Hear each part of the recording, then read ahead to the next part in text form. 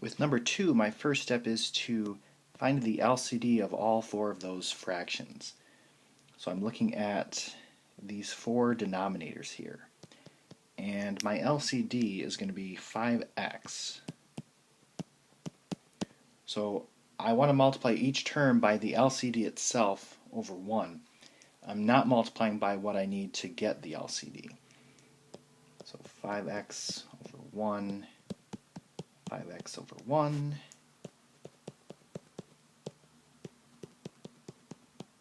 Okay, and I want to cancel things out. After this step, there should be no fractions left except for the main fraction bar. So here the 5's cancel out, here the x's cancel out, here the 5's cancel out, here the x's cancel out, and that's going to leave you with, well, x times x is x squared, minus 5 times 5 is 25. On the bottom, this is just an x, and then plus 5. So again, you see that the fraction, or the main fraction bar, is the only fraction that's left. So that's kind of a checkpoint. Okay, we need to try and simplify this as far as possible using factoring.